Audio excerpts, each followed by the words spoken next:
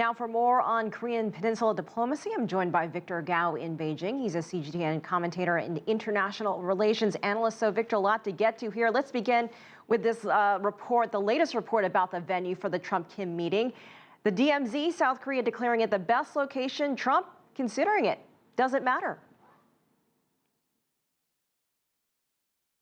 We look forward to the meeting between President Donald Trump and the Supreme Leader of DPRK, Mr. Kim, and hopefully everything will go right. As for the venue, it's up to DPRK and the United States to decide. If they eventually choose the site on the DPRK ROK border, the demarcation line, that will be a great choice. Whether the two leaders will agree to have that as the site, it's not known. And I think the substance of the meeting will be equally important than the optics of the meeting. However, the choice of the venue is a very important choice, and we look forward to all the details being worked out in the coming weeks. Victor, Chinese Foreign Minister Wang Yi is heading to the DPRK for talks this week following that inter-Korean summit. What should we watch for? And talk to us more about China's role in this situation here on the Korean Peninsula. I think for the past 2 years, China has been steadfast in advocating peace and dialogue and diplomacy, and in opposing war or warmongering. And China also insisted on the two suspenses, that is, to suspend the joint military exercises between ROK and the United States, and for DPRK to suspend its nuclear testing as well as its launch vehicle testing. I think the overall situation and the development on the Korean Peninsula are moving in the direction that China has been insisting on. Therefore, even though China is not very eager to jump out and take any credit, I think everything is moving in the right direction, and China is very happy. So long as there will be peace and stability on the peninsula, China will be very happy. And I think it is very important for the Foreign Minister, Wang Yi, to visit DPRK. For many years, the Chinese Foreign Minister has not set foot on the Korean DPRK soil, and this is actually a landmark visit in itself.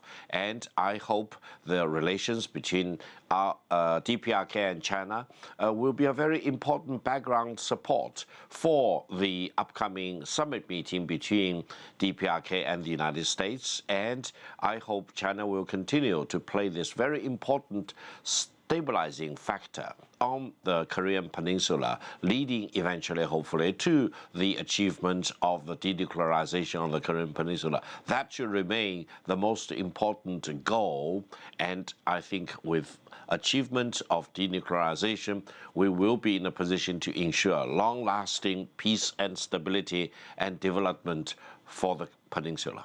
And Victor, I want to pivot for just a moment and get your take on this breaking news out of Beijing. China and the Dominican Republic establishing diplomatic relations, witnessed by Foreign Minister Wang Yi just within the last hour.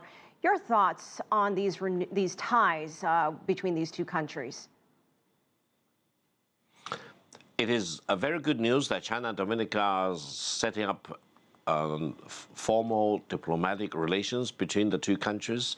Right now, there are only about 20 countries in the world which still have diplomatic relations with Taiwan rather than with the People's Republic of China. And China stands very firmly for the One China policy, and I think more and more countries among the remaining 20 countries or so which still recognize Taiwan want to actually revert to recognizing People's Republic of China as the sole legitimate representative of China.